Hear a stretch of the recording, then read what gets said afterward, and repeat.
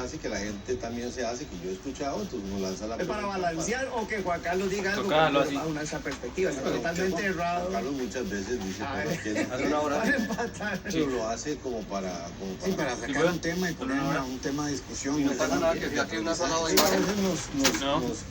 nos han bendecido con sus comentarios, críticas, ¿verdad? Como diciendo también ponerse de acuerdo. Bueno, es que de eso no se trata este programa, sino que se trata de oír varias posiciones, algunas herejicas y otras no, pero posiciones al fin y al cabo. Porque la Biblia en realidad está lleno de argumentos. Toca esperar a Mauricio. Uno ve incluso disensiones que han habido entre uno y otro. Pero llegué temprano, ¿no? No llegué temprano. Paso, ¿verdad? Desde el tiempo. Pero bueno, Jonás, me quedo todo el día con Consuelo, no estuvo el programa anterior que estuvimos hablando un poquito al respecto, porque aquí lanzan la pregunta nuevamente, ¿verdad? Según la Biblia, ¿dónde se encuentra Satanás en este tiempo? Algo comentaba la semana pasada, como tal vez que lo puedas reforzar un poquito para que la pastora Consuelo, a ver si sigue en el programa o si sale corriendo. Démosle un poquito, entremos en materia. Falta el Facebook nada más. No me gusta hablar mucho. ¿Te parece? Sí. Vayamos el orden de las preguntas. Claro, sí, yo no sé qué le pasó a que le metan toda la tarde. ¿Dónde está Satanás? Si usted lo sabe, bueno, que dice la Biblia al respecto. Y otra. Que conste que la herejía. No, pues meterle ese de pronto. Mira, que conste que hablando de herejía, de lo que el pastor Alejandro menciona, está todo ahí ya revelado. En Costa Rica está el problema. Ay, padre, bueno. Pastora Consuelo de Bolivia nos pregunta doña María, ¿cómo puedo orar por mi esposo para que no caiga en tentación de infidelidad con otra mujer? ¿Qué le recomienda a usted, pastora Consuelo? Bueno, yo le recomendaría varias cosas. Primera, su merced arréglese. Un poquito de pañete, un poquito de cepillito en el pelo, eso ayuda mucho. Otra cosa importantísima es no le niegue el sexo en casa. Porque nos hemos dado cuenta que eso sí es obra del diablo, que durante el noviazgo eso parecen pulpos, no hayan por dónde coger y se casan y entonces se les olvidó lo de pulpos que tenían. Entonces es importante volver a tener, digamos que contentamiento en casa, porque la persona que no tiene contentamiento en casa de pronto mira para afuera. Eso, la segunda cosa. Y la tercera, hablen, no hay nada más que pueda llegar a una relación de amistad linda, de compañerismo, de, no sé, lo que tenemos que ser las parejas, un poco el alcahueta el uno del otro, que una buena conversación. Vuelvan a gestar, digamos que líneas de comunicación, son muy importantes. Venga, papi. Eso es bien importante para tenerlo en la casa. Ahora, es alfredo15@gmail.com. Pero y la contraseña. ¿Qué hacer? Mucho por hacer. De las tres anteriores. Sí. O sea, ¿cómo lo ve? Aquí encima le puso huevo Jumbo, pero así como dice aquí. Bueno, yo creo que con esa que lo escribieran como dice afuera. posición de la pastora, si publicamos esto varias veces al día, no le va a caer gente a su iglesia, sobre todo esposos. Creo que sí, ¿no? Porque yo creo también lo mismo. Pero lo que pasa es que no es lo mismo estar hablando de ese tema que una mujer recomendándole eso a otra mujer, y a mí me parece eso muy sabio. Yo no sé porque qué yo pasa. escucho muchos hombres que su gran queja es que su esposa les niega su relación íntima en la casa, la contraseña, que para ellos está muy difícil y terminan castigando a los hombres con el sexo. Y si hay algo que produce daño en una pareja, es exactamente ese tema. Algunos temas son controversiales, pero ese produce mucho daño, así que yo creo que después de hacer esas cosas y algunos detalles más, la oración es importante, pero al fin y al cabo es una decisión de su esposo. Usted no puede tomar decisiones por él. Orar como oramos también por un hijo, por un amigo, por los pastores, orar para que no caigan en tentación, es una oración que siempre debe estar con nosotros, pero más de una esposa a su esposo y a sus hijos también, creo yo. ¿Alguien discrepa o seguimos? Bueno, déjame hacer un comentario. A beneficio de la mujer hay que tener mucho cuidado de no hacerla sentir responsable por las irresponsabilidades del marido. Primeramente, si el hombre tiene deseos sexuales es normal, porque el sexo en el hombre es una necesidad como el alimento. De hecho, hay un estudio reciente que demuestra, no como se creía antes, que el hombre pensaba en el sexo hasta 8,000 veces. Básicamente, la respuesta es: el hombre piensa en sexo un poquito más, casi doble a la velocidad de la mujer. Probablemente a la misma par como con los pensamientos del hombre al respecto de comer. En otras palabras, 2 o 3 veces al día, el hombre, dependiendo de la edad también y de la atmósfera, va a estar pensando en sexo. Entonces, es normal si tu esposo quiere tener sexo. También no es anormal si el hombre está siendo tentado, porque estamos en un mundo que trabaja y funciona así, y la naturaleza pecaminosa también funciona así. Con respecto a eso, yo le diría al hombre que es un asunto de gerencia. Según la palabra de Dios, si usted tiene el Espíritu Santo, usted no debería de estar trayendo satisfacción sexual a su deseo, su necesidad sexual fuera del matrimonio con su esposa. La mujer no es responsable de orar, en mi sentir, que su esposo no caiga en tentación. No hay nada en la Biblia que indique eso. Yo creo que no ayuda. Estoy de acuerdo con el pastor Alejandro y la pastora Consuelo a que la mujer también debe de participar y ayudar en esa área, pero no es tu responsabilidad si tu esposo es infiel, aunque se llevan 2. Sí que quiero decir esto al final. Superpastora Consuelo, acuérdate que vivimos en una cultura en la que a nosotros se nos hace difícil decirle a nuestras esposas, a nuestra esposa, la necesidad sexual que tenemos, porque uno de los daños alternos de la liberación femenina ha sido que nos han puesto como perros a los hombres porque pensamos en sexo, y si la mujer va a la cocina con un pantalón corto, inmediatamente tenemos una erección. Bueno, eso es normal. Entonces, a veces nosotros nos sentimos cohibidos de decirles a las mujeres, a menos que estemos en la cita o que haya un ambiente, mi amor, necesito sexo. Llamarla por teléfono, decirle, cuando vi una mujer en la calle y se veía la ropa interior y se me quedó eso en la mente, nos sentimos mal. Y las mujeres, si nos escuchan diciendo, mi amor, necesito sexo en el trabajo, pero estoy pensando en sexo.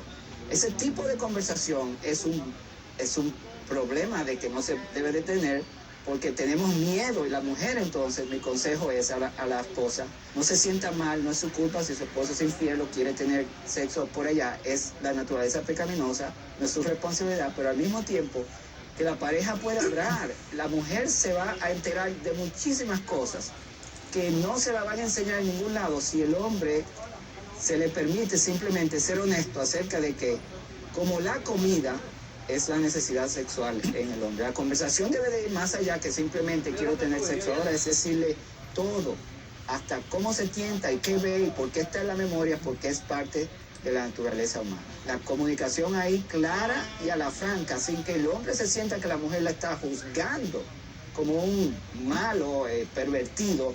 No, es que el sexo es parte de nuestra vida. De hecho, termino con esto, lo prometo, de hecho, se cree que la misma capacidad que yo tengo de producir, de trabajar, la energía que tengo de trabajar, de producir, de hacer dinero, está conectada con la misma energía que tengo en el área sexual. Si me quitas el deseo, no voy a ser productor en nada. Pero si también me cohibes de eso, tampoco voy a ser productor en nada para la mujer. Hay que hablar. ¿Cómo entra esta vaina? Interesante. Bueno, dice aquí... Y no puede preguntar en... Apunten este nombre. Es que envió el mensaje, pero que me parece que correo no existe. Pregunta aquí, Pastor Alejandro, ¿qué le aconseja? Mire, es que yo soy bueno jugando al fútbol y soy destacado entre muchas personas. Que soy bueno, ¿verdad? Ya se lo comentan. Jugando, entonces, mi mayor sueño es ser futbolista. Mis padres son cristianos y quisiera saber si a Dios le gustaría que jugara fútbol, y obvio, Él estará siempre en primer lugar. ¿Qué cree, Pastor Alejandro? ¿Usted qué le diría? Bueno, yo no sé si Dios quiere que usted sea futbolista. Dios sí quiere que seamos exitosos en todo lo que hagamos y que seamos excelentes, y ojalá sobresalgamos de todos los demás para que sea su nombre glorificado. Entonces, no puedo decirle que Dios quiere que usted sea futbolista porque no soy Dios, pero sí le puedo decir que si eso es lo que usted anhela, que si está en su corazón usted desea ser disciplinado, usted desea ser el mejor deportista de su país, hágalo.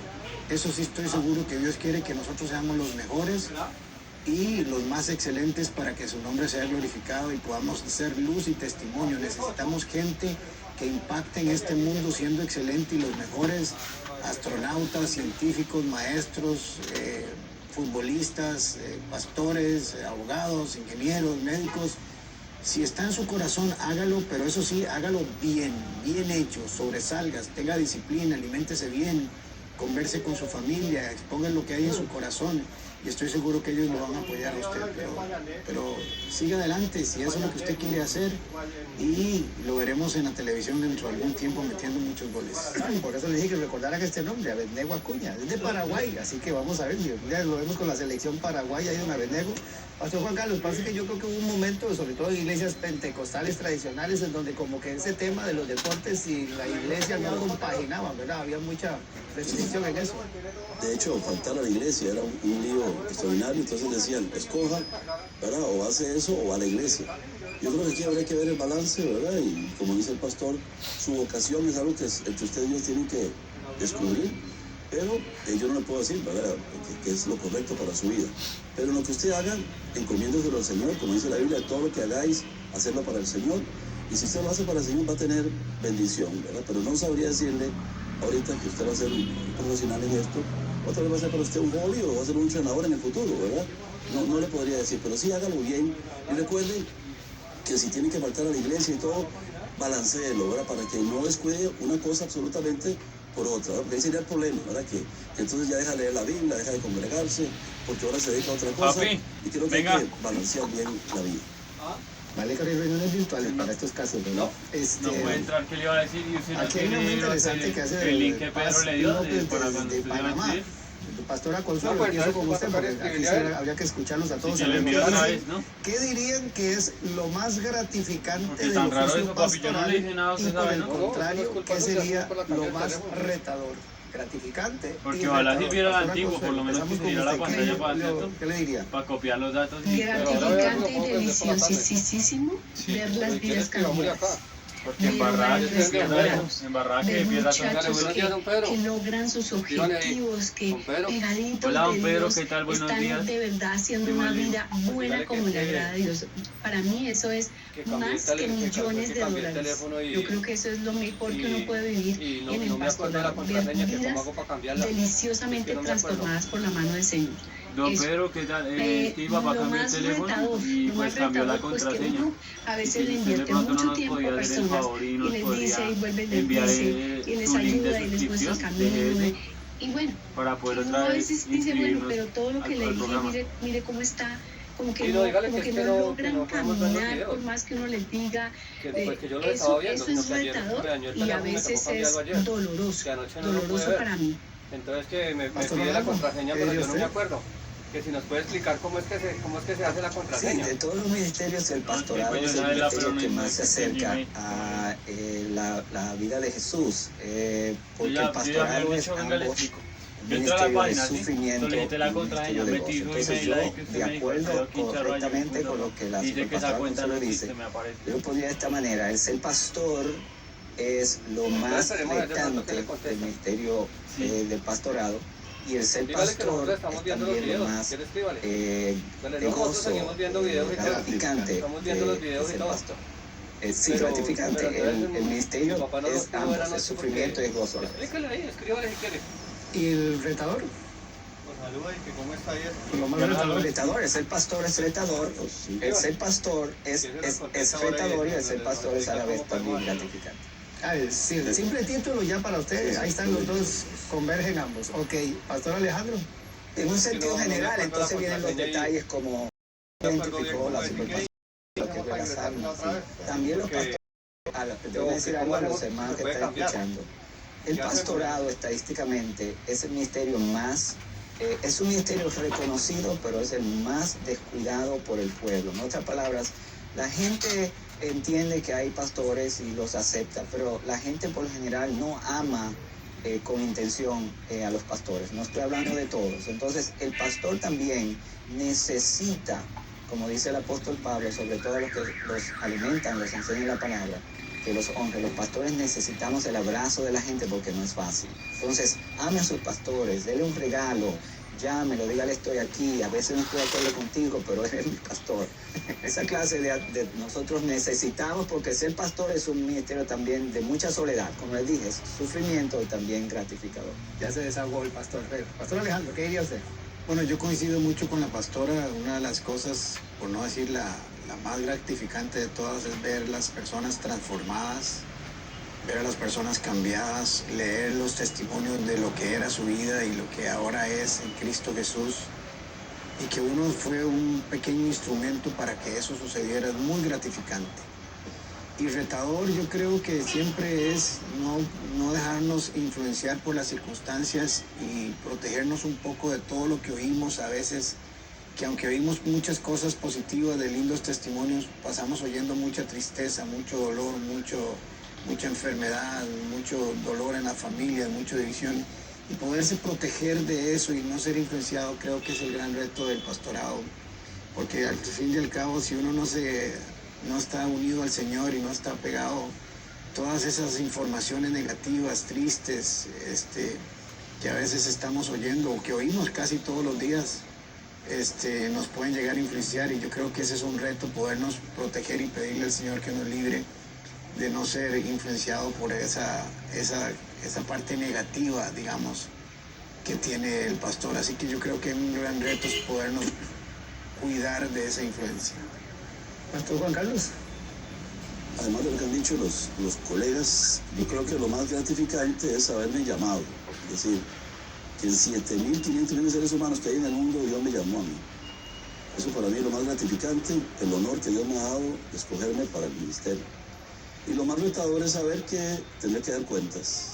Algún día Dios me va a pedir cuentas de lo que he hecho, y eso sí me preocupa, de hacer las cosas bien, hacerlas para Él, porque el rebaño no es mío, yo nada más lo cuido, y algún día Él me va a pedir cuentas, como dice primera de Pedro, capítulo 5, daré cuentas al dueño del rebaño. Entonces, lo más gratificante es que Dios me llamó, y lo más retador es que algún día daré cuentas.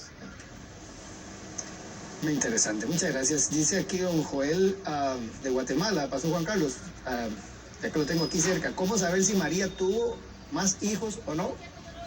La Biblia lo afirma en Mateo y en Marcos 6, lo dice literalmente. El problema es que el tema de María y los hijos no es un tema bíblico, lamentablemente, es un tema teológico. Que ya en la iglesia tradicional optaron por decir que María fue siempre un hijo y que nunca tuvo hijos. Entonces, aunque la Biblia diga, ¿verdad?, claramente el nombre de algunos hermanos de Jesús y dice sus hermanas, para la gente que no cree en eso, dice que la palabra para hermano ahí significa pariente. Entonces, no era el hermano de Jesús, sino que era un pariente, o eran hijos de José, de un matrimonio previo. Por eso usted ve que en las películas ya siempre José lo hacen así como Mario Sol y María una chiquita. ¿Para qué? Para que María fuera la niñera que iba a cuidar a los hijos a José. Entonces, la Biblia sí lo enseña. En los pasajes que podemos buscarlo, ¿verdad? Y ya lo conectó. Mateo 13:55, si no me equivoco, es uno de ellos que enseña de los hermanos de Jesús. Pero bíblicamente yo creo que está claro la respuesta. El asunto es que doctrinalmente ya la iglesia tradicional enseña lo contrario, que María siempre fue virgen y que nunca tuvo hijos. No es justo, digamos, tal vez decir, piensan esto los católicos por esto, porque digamos no hay algún católico ahorita aquí que nos pudiera, pero ¿por Yo fui qué? católico. ¿Usted fue católico? Sí. Okay. ¿Por qué María tenía que seguir siendo virgen aún casada con José? Y entonces José, imagínense a la vida de José. Bueno, era lo que estábamos hablando, Lo que decía hablando, ¿verdad? Lo que decía hablando. La Biblia estaba llamando a José. Entonces José, le fue infiel entonces José, ¿verdad? El resto de su vida, o sí, le fue siempre fiel a María que ¿verdad? ¿Por qué tenía que ser? De hecho, la Biblia misma lo dice también, incluso previo a eso, para no infamarla, dice más bien él quería como salir para que no, sí, para yo que desayuné, bueno. no exponerla a ella. Estamos hablando de Josué era un hombre justo, ya no salió, quedaron juntos a Jesús y a todos los demás que vinieron después. Si no vinieron después, mi pregunta nada más. Si vinieron después, porque dice que Jesús fue el que el príncipe, ella era virgen hasta que dio luz. Sí, ahí hubo un hasta, y a partir de ahí las cosas cambian. de ahí, Ahí el problema teológico, como decía el pastor Juan Carlos, es que la interpretación de esos pasajes aparece a partir de un dogma María siempre virgen. Y a partir de ahí, de esa conceptualización o dogma, yo hago una interpretación del resto de las escrituras porque se tienen que acomodar al dogma, ¿verdad? Por eso, pero yo entiendo que como el sexo es pecado, que así de alguna forma lo se tenía. Bueno, pero no dentro del matrimonio, el sexo es pecado. No dentro del matrimonio. Pues eso es una mentira. Todo lo que está, a lo que llegamos, pues fue mentira lo que dicen, porque lo que dice la palabra es otra cosa. Por eso, yo entiendo, yo no veo el sexo en el matrimonio como pecado. No, lo que Jonás quiere decir es que cuando nace esa interpretación, ese dogma, había un concepto de que el sexo era solo para la reproducción, y de ahí es donde viene toda la defensa. Entonces, ¿cómo iba a tener la Madre de Jesús relaciones sexuales si son pecados? A partir de ahí comienzan a construir todo ese dogma, ese concepto, y es ahí donde se desvirtúa el resto de la aplicación bíblica. Porque el sexo era pecado, casi que si no era para reproducción o únicamente para reproducción, si era para el placer y para el amor. Entonces tiene que ver con que María no pecó, digamos. Tendría que ver podría ser también otro dogma también. Es otro dogma. Entonces, bueno, pero para verificar, María era virgen cuando concibió del Espíritu Santo y luego tuvo más hijos con José. Sí, pero bajo el concepto bíblico, al menos según nosotros, fue virgen hasta que Jesús nació. Lo que es normal y natural en un matrimonio tuvo relaciones. Y en el parto Jesús tuvo que haber nacido normalmente. También. Recuerdo que ellos enseñaban de que no había nacido por donde nace. Sí, ahí no hablan de ninguna cesárea. Correcto. De hecho, que dice que tuvo que ir a presentar la ofrenda porque así estaba escrito, ¿verdad? Que abría la matriz, o sea, y claramente lo expone la palabra. Así que bueno, igual uno respeta la posición de cada uno, como dice Jonás. Sí, pero la pregunta está hecha y nosotros le respondemos. Sí, más bien, por lo menos poniendo nuestra perspectiva, y más bien gracias por hacer la consulta, ¿verdad? Doña Lina Ospino, aquí una paisana suya, pastora Consuelo, dice: ¿cuándo se escuchará el sonido de la trompeta en el cielo? Ay, yo me imagino que si Dios nos hubiera dejado el día, la fecha, la hora, 10 minutos antes estaríamos arrepentidos, aparentando y diciendo que no, que mire que ya voy a cambiar y que mire cómo estoy de santo estos últimos 10 minutos. Entonces el tiempo, el día y la hora no la sabemos. No, y Dios nos la dejó, y yo estoy segura que fue por algo muy bueno para todos nosotros. Entonces, pues me parece espectacular que no la haya dejado. Ya no sabemos. Tenemos que vivir cada día como si fuera el último. Correcto. Creo que no hay discusión. Perfecto, muy bien. Dice aquí don José Parra también: ¿cómo debemos atender el llamado que Dios hace en nuestra vida? Pastor Orlando. Con una respuesta inmediata, y también hay que medir el tipo de llamado. Un llamado al pastorado, por ejemplo, debe ser tratado con mucho respeto y también preparación. Pero hay instancias en la Biblia, como fue el caso del apóstol Pablo, que aunque estuvo preparado en términos de su educación teológica al respecto del Antiguo Testamento, inicia el ministerio de una vez, porque Dios lo llamó, y luego tuvieron que bajarlo por el muro porque causó problemas, estaba causando más persecución para la iglesia naciente. Entonces, un asunto es que cuando Dios te llama, tú debes responder, pero hay un término que yo creo que Dios da de tiempo de sabiduría y equipamiento y preparación, y utilizando un operativo que trae a Dios y el llamado, el tipo de llamado, y también mi contribución a yo hacerlo bien, como en el caso del pastor. No lanzarse al pastorado a menos que usted sepa, Dios lo llama al pastorado, cuándo debe comenzar, se va preparando mientras tanto, dónde debe comenzar y qué demográfico, qué membresía es llamada a su estilo espiritual. En otras palabras, simplemente porque usted lo llama, yo no recomiendo que salte porque Dios me llamó, va a cometer muchos errores.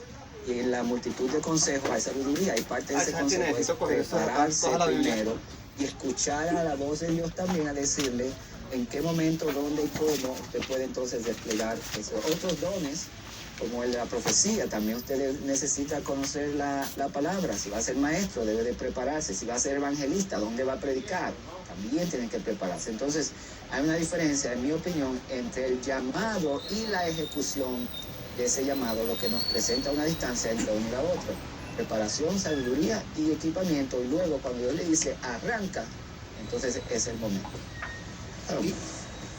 Pero no, el llamado, digamos, es al ministerio. ¿Qué otros llamados nos hace el Señor a la inmensa mayoría? Porque Dios no llama posiblemente ni al 1% de la población a ser pastores, ¿verdad? Nos ha llamado a santificación, dice Pablo. Nos llama a santificación, nos llama a perdonar, nos llama a esforzarnos, nos llama a trabajar 6 días, nos llama a muchas cosas, ¿verdad?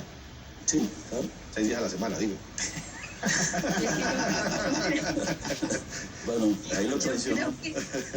Yo creo que Dios con todos hace como todo despacio, como un proceso. Entonces yo creo que el primer llamado es a que seamos hijos de Dios, o sea que lo queramos recibir en nuestro corazón. Pero digamos que hay llamados generales, como ese, a que seamos hijos de Dios, a que lo conozcamos, a que establezcamos su reino. Y yo creo que Dios nos pone como un entorno pequeño, y ahí nos van a conocer, ahí vamos a establecer el reino. Y yo creo que a medida que conocemos más a Dios, Él nos va dando más responsabilidades, y creo que es muy poco a poco como llegamos realmente al llamado específico que Él tiene para nosotros.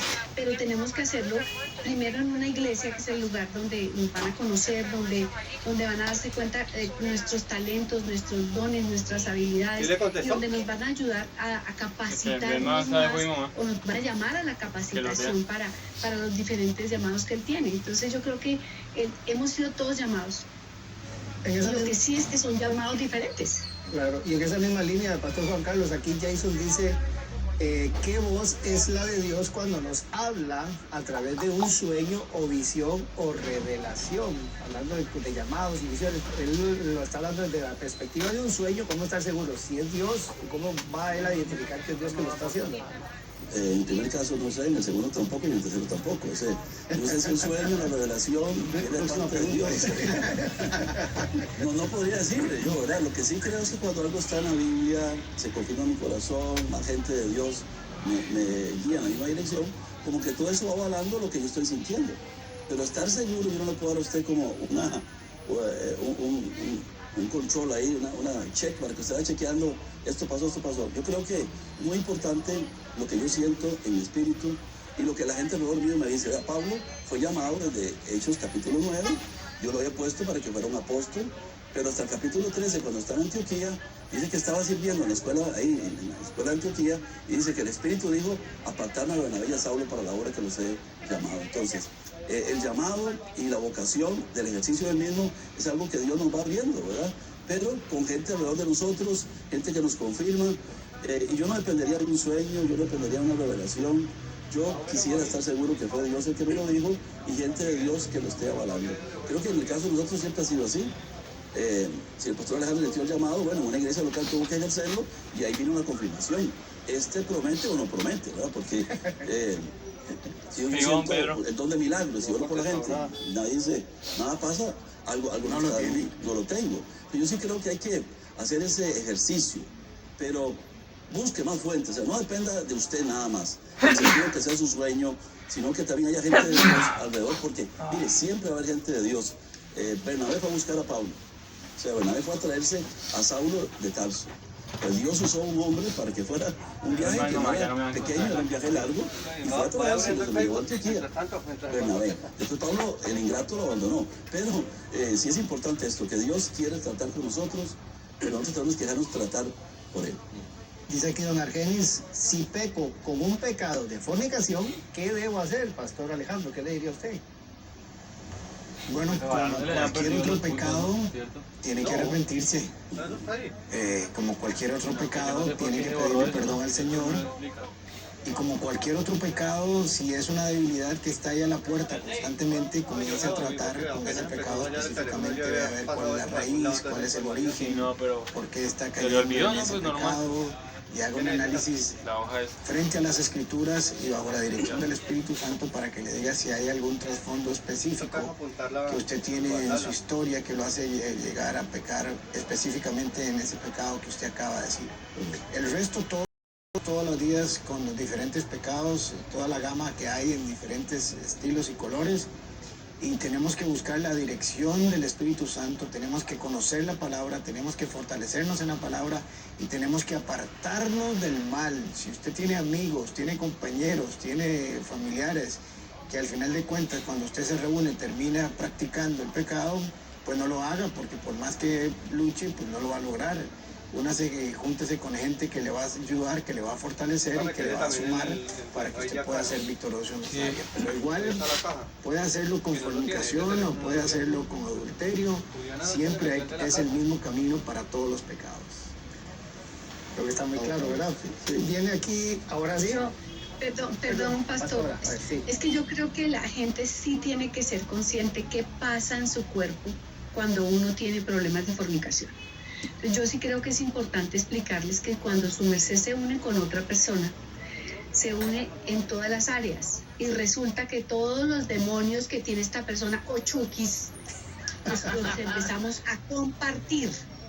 Entonces, si su merced no quiere ser cundido de chukis, por favor, piense eso antes de cualquier cosa que haga en su propio cuerpo. Acuérdense que el pecado en el cuerpo, Dios dice que es grave, porque es que estamos dañando el templo del Espíritu Santo y estamos cundiéndonos. Entonces, por favor, tenga cuidado con lo que hace. Yo le explicaría eso para ver si lo puedo convencer.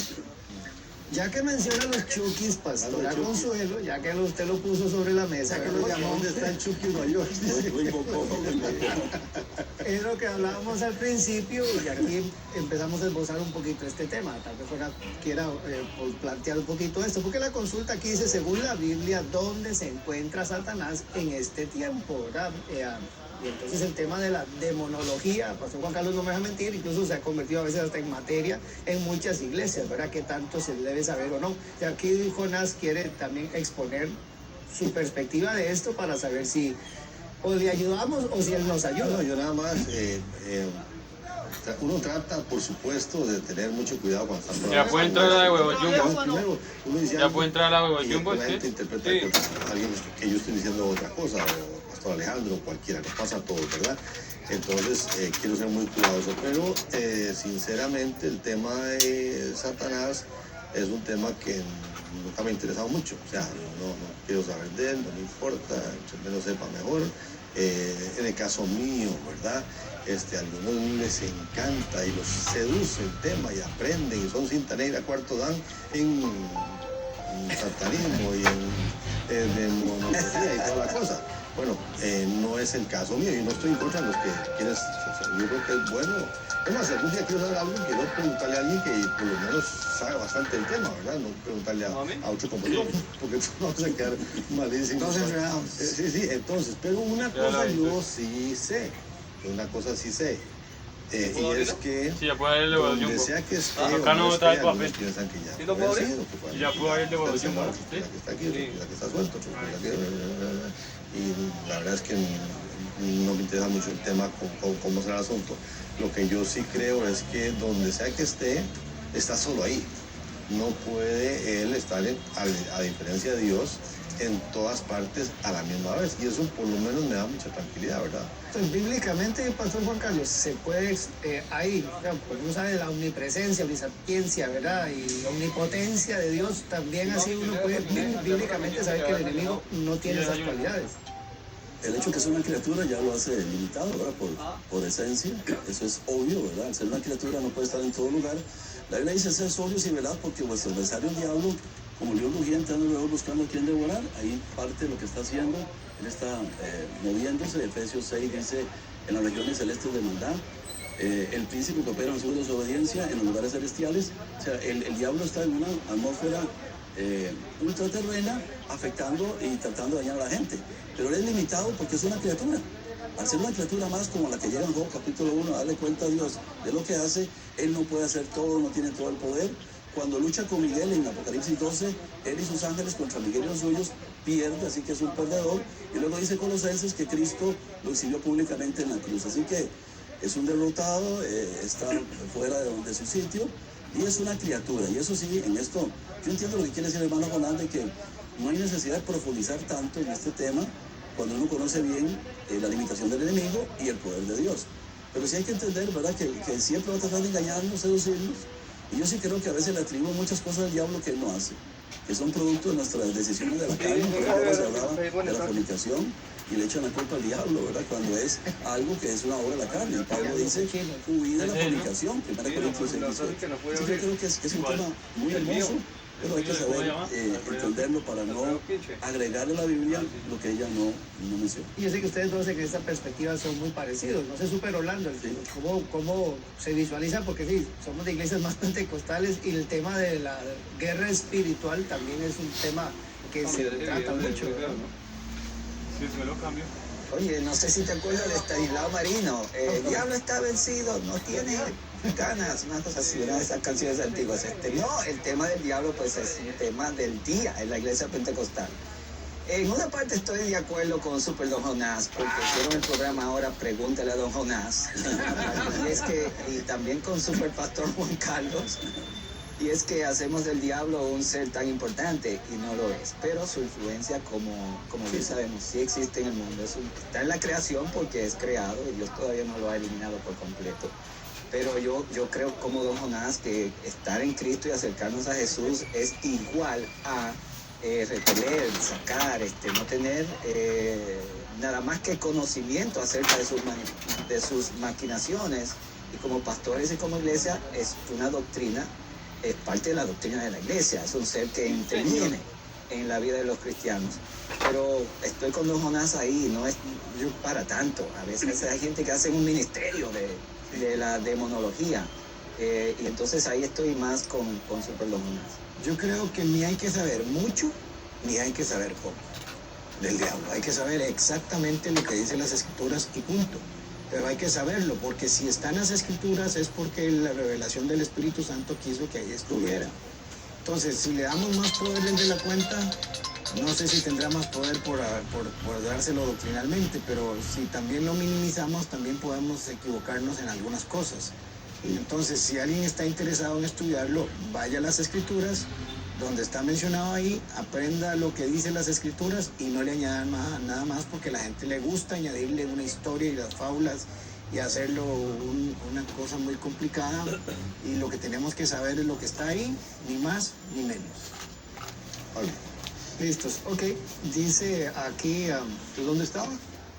La pregunta era dónde estaba. El único que yo sé que sabe la dirección es el pastor Juan Carlos. ¿No? Sí. Pues de resto yo también creo que es mejor el equilibrio en todo este tema.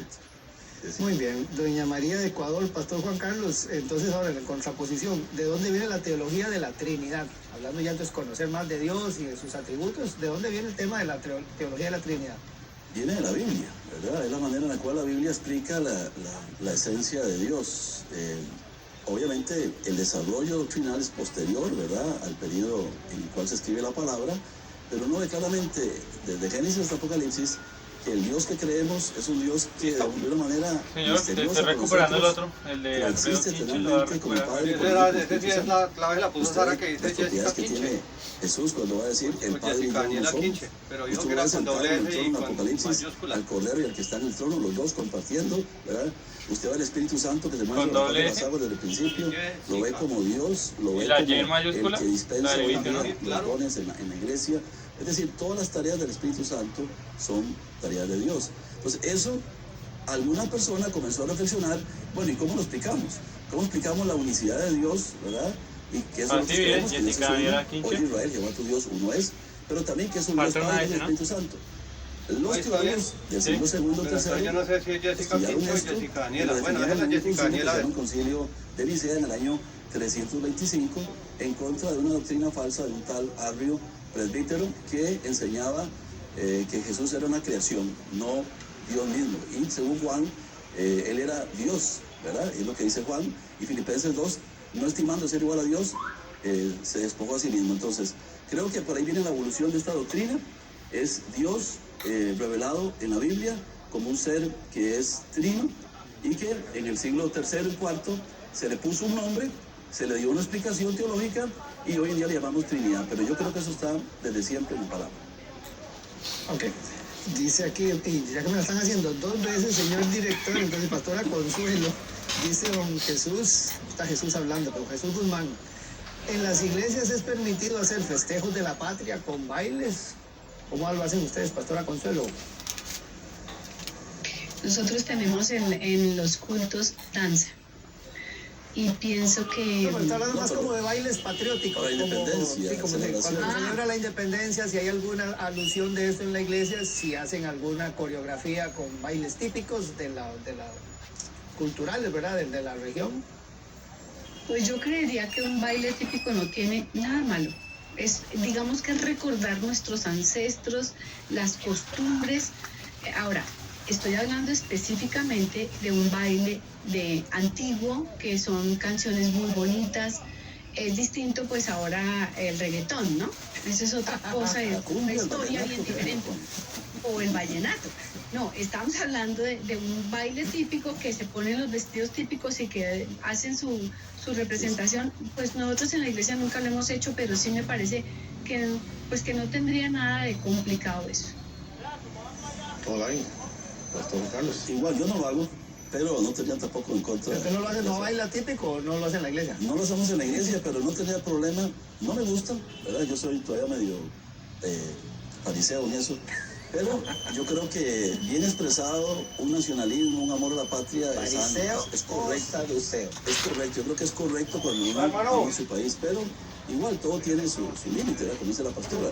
No me van a salir como el swing criollo diciendo que es típico de Costa Rica, ¿verdad? No, yo creería en un verdadero reconocimiento patriótico y lo disfrutaría.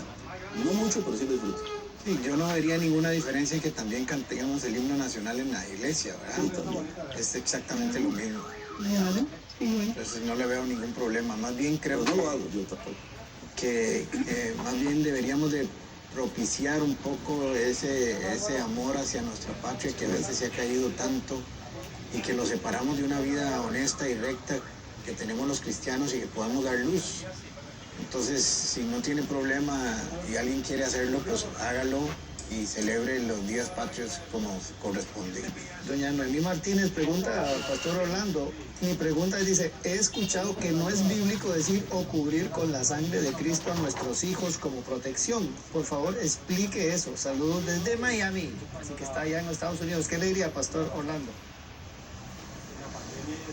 Primero, te saludamos allá en Miami, Florida. Antes de contestar, quiero unirme a la voz que acabamos de escuchar entre todos de la importancia del patriotismo. Este próximo 27 de febrero en mi país, República Dominicana, estoy preparando algo que es el Día de Independencia, porque hay que reconectar la iglesia, especialmente países como el de nosotros. Nuestro país tiene una bandera, hay una Biblia abierta en el Evangelio según San Juan. Conoceréis la verdad y la verdad pasará libre. Arriba dice Dios, patria, libertad. Entonces, yo encontré que al pasar el tiempo, la misma iglesia y la desconexión y no abogar con estos mensajes que encontramos en nuestra historia, hace más daño que bien. Entonces, quiero inspirar a todos a ser más patrióticos con sus países y honrar lo que Dios ha hecho en nuestras historias, porque Dios intervino en esos momentos históricos. Con respecto a la pregunta de Miami, yo cubro y me cubro y mi familia con la sangre del Señor. Es para mí un acto de fe que es para mí bíblico. Lo que sí quiero aclarar que algunas personas no creen que esto sea, y primeramente no es brujería tampoco, esto sale de una realidad, de una realización, de un momento en el que uno está en comunión con el Señor y el Espíritu Santo nos inspira a hacer algo así. Pero otras personas que no creen que esto es bíblico no lo hacen porque han encontrado en sus vidas cristianas y en la fe que tienen en Dios la protección de Él de una manera realizable como una actividad diferente. Me parece que el superpastor Juan Carlos no lo hace, corrígeme si estoy en error, pero también, ¿qué quiere decir eso? Que porque él no aplica la sangre en la protección de Dios. No, al contrario, porque él ha realizado y está experimentando la protección de Dios en el ahora, como el Espíritu Santo se la ha revelado a él. En mi caso, por las batallas espirituales que yo tengo y el antecedente mío en el mundo espiritual, Dios me ha permitido ver ciertas cosas que me han llevado a que esa práctica sea efectiva con la unción del Espíritu Santo para nosotros. Así que yo lo hago porque es donde está mi fe. Los que no lo hacen, pues no los critico. Pastor Juan Carlos, tendrá que ver esto un poco, porque como lo apunta don Orlando, a veces lo quieren usar como amuleto, ¿verdad? Tal vez va diferente, es más un tema de fe. O sea, como cuando Dios dice no usar el nombre de Dios en vano, que no, uno no puede poner como el nombre de Dios como que protección, ¿verdad? Como un escudo en el asunto si uno tal vez no está actuando bien, no sé, Pastor Juan Carlos. Y finalmente es que para algunos de nosotros cubrir con la sangre es lo que hace Jesucristo, morir por nosotros, entrega su vida por nosotros y mostrar la salvación. Entonces yo ya estoy cubierto por su sangre desde que soy creyente, entonces yo no tengo que estar haciendo, yo no tengo que estar recordando ni siquiera, porque ya lo sé, o sea, ya lo sé, se lo están recordando a tus hijos, caso mío. los que lo hacen.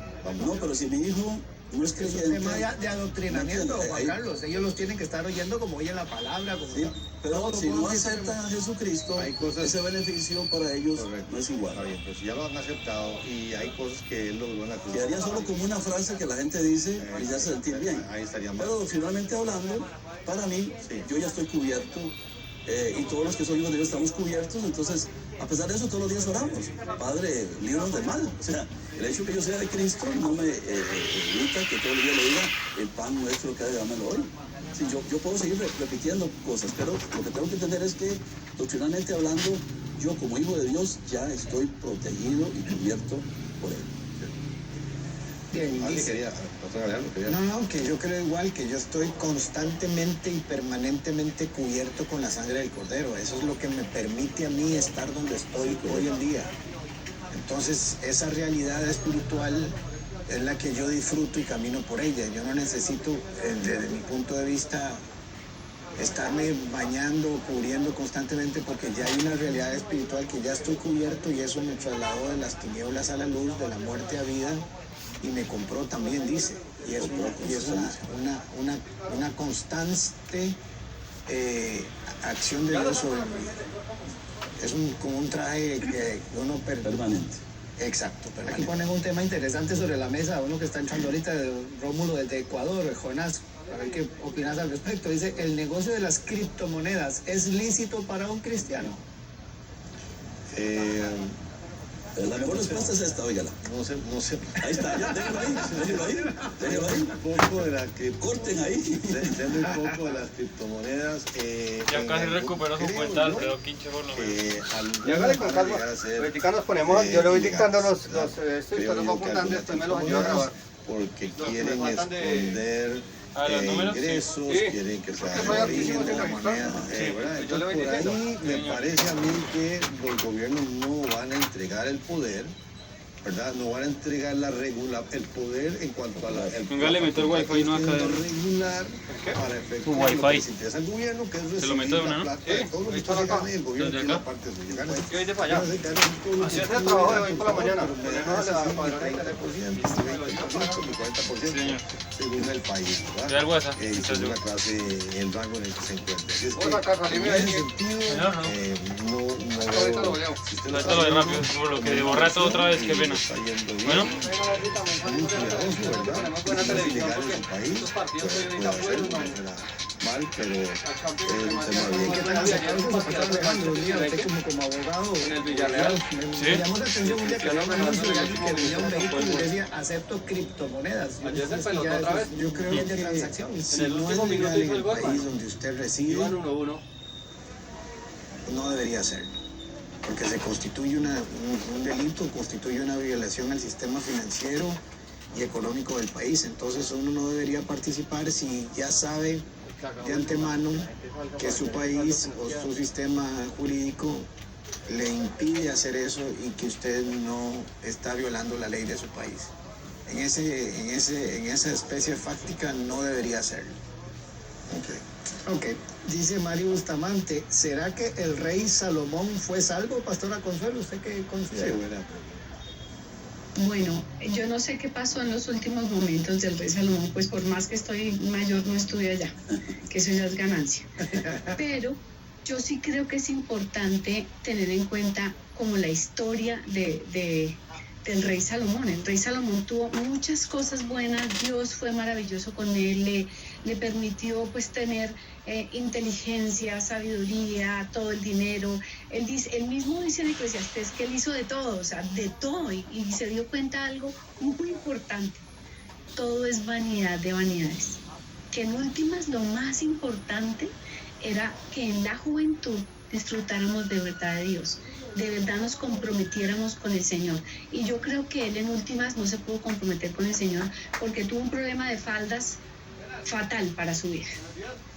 Él se empezó a casar con un poco de señoras, pero no solamente se casaba con ellas, es que iba y les hacía su castillo para cada una y encima le hacía el templo para el Dios que ellas adoraran y las acompañaba y todo. Entonces yo sí creo que él a lo último cometió muchos pecados, pero el único que puede resolver... Usted lo ve en una paila ahorita, ya.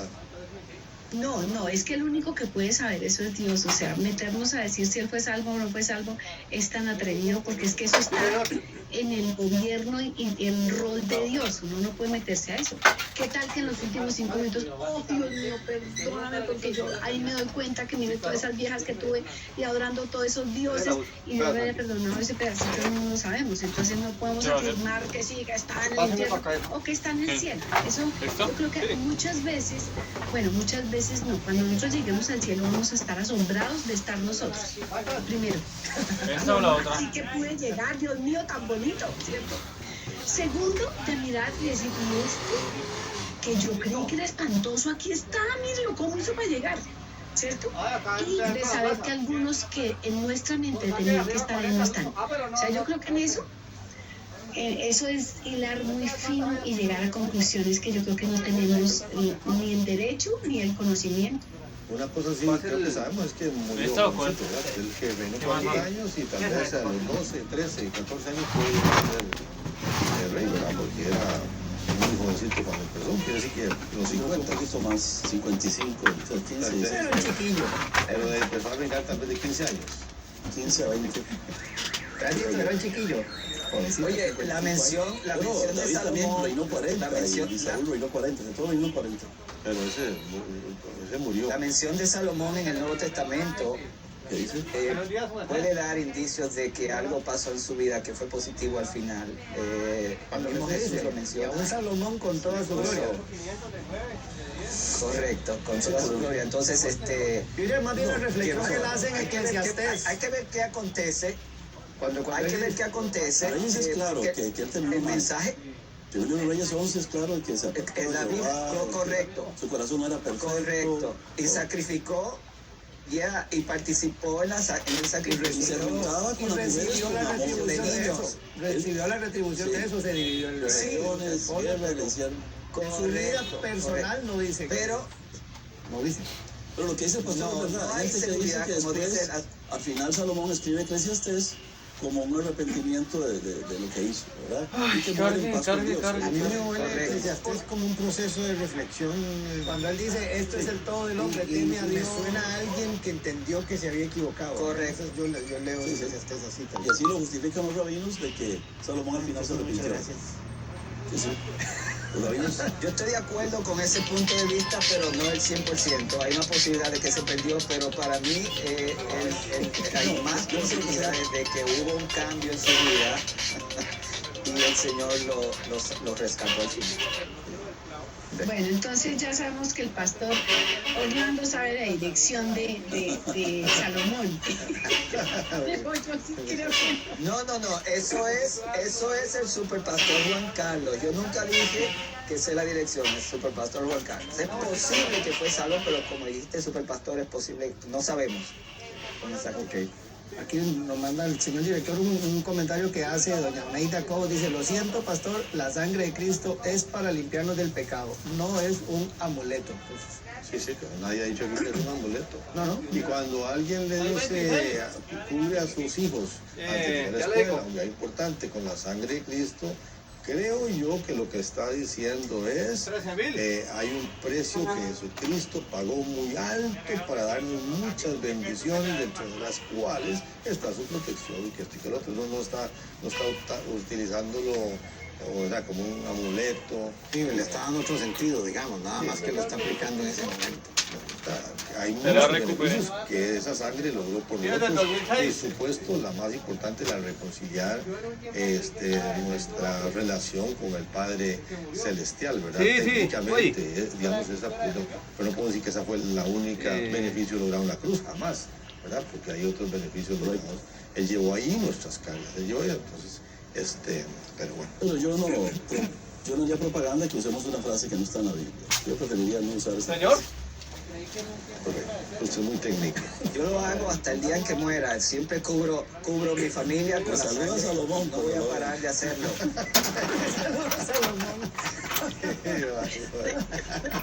Ya recuperé tú. Nos queda, señor director, ahí. Bueno, Pastor Alejandro, la psicología y el cristianismo van de la mano.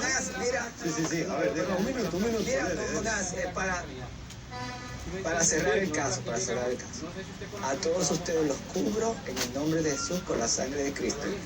A Super Juan Carlos y a toda la gente de Enlace, en el nombre de Jesús. Yo lo recibo. Gracias. Pastor Enrique. Bueno, ahí, nuevamente son las opiniones individuales, ¿verdad? Y eso es lo bonito de nuestro Señor, ¿verdad? Que Él nos ha hecho diferentes, Él nos pudo haber hecho iguales, nos pudo haber puesto un mismo cerebro que pensar exactamente igual, pero Dios lo hizo diferente. Dios pudo haber hecho un solo color azul, pero Él hizo una infinita gama de tonos, ¿verdad? De azul, porque así es Él. Así es que aquí pensamos diferente y aprendo de los diferentes pensamientos. Lo importante es que usted vaya y estudie lo que dice la palabra de Dios. Nos vemos mañana, si lo permite, nuevamente aquí entre los. Chao.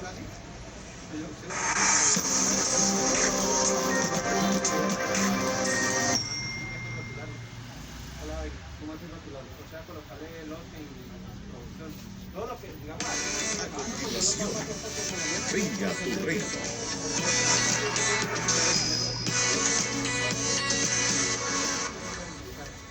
Es el manual de vida, el texto más sagrado, el pilar de nuestra fe. Muchos murieron a causa de ella. Otros han tratado de llevarla hasta los confines de la tierra.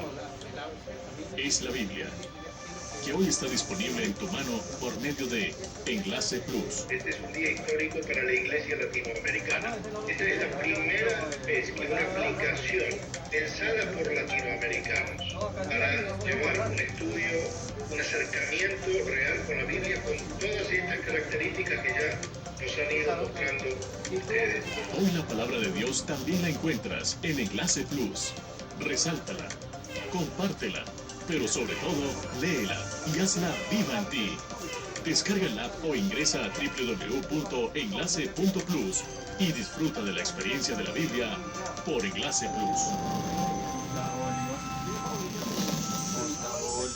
Cuando os envié sin bolsa, sin alforja y sin calzado, esto es provisión. Digo, ¿os faltó algo? Ellos dijeron, nada. ¿Me entiendes lo que quiero decir? Cristo quería que él al supridor, que él había que confiar, que fuera sin nada. Pero que no le iba a faltar nada, no le faltó nada.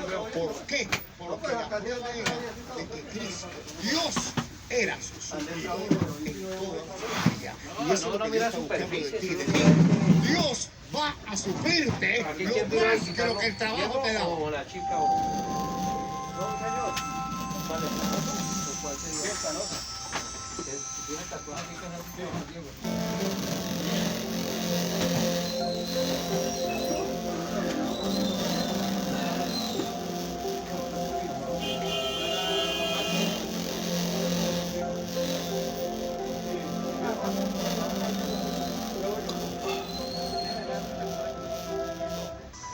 Ya la recuperé, mire. Dios quiere decir, Ya la recuperé. quédate en sintonía.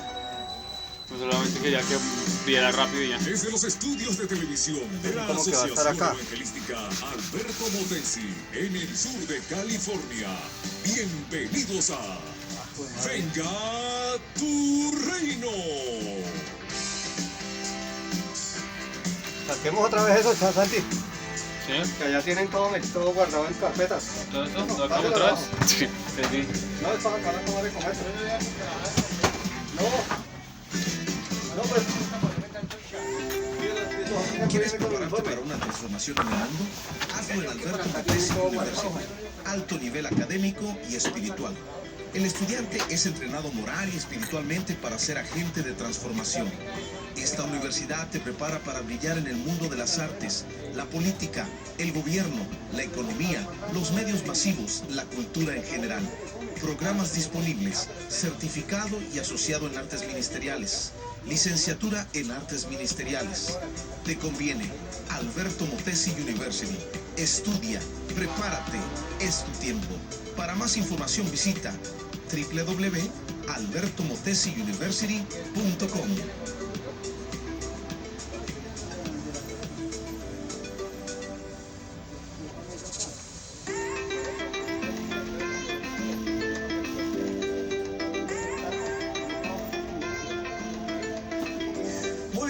Estamos arrancando en Venga tu Reino, don Alberto Motesi. Agárrese, agárrese. Estoy en la punta de la silla. Sí, señor. ¿Cómo le fue ayer? ¿Pudo dormir tranquilo? Bien, no, me quedé muy pensativo cómo el poder de la pandilla puede atraer a nuestros niños. ¿Y qué hacer?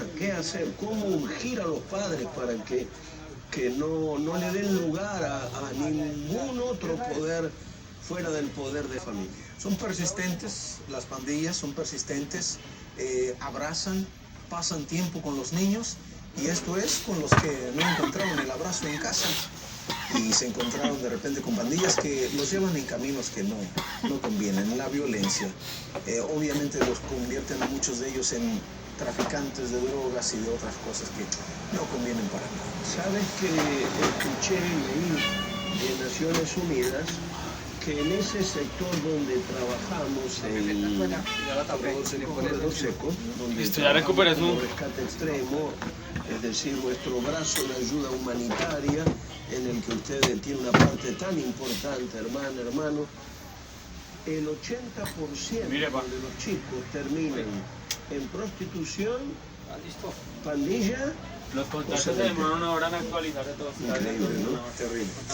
Bueno, está con nosotros contándonos su testimonio el pastor Jorge García. Él está en el ministerio Prison Fellowship, Libres en Cristo, y está con nosotros desde el sur de California. Un abrazo, pastor Jorge.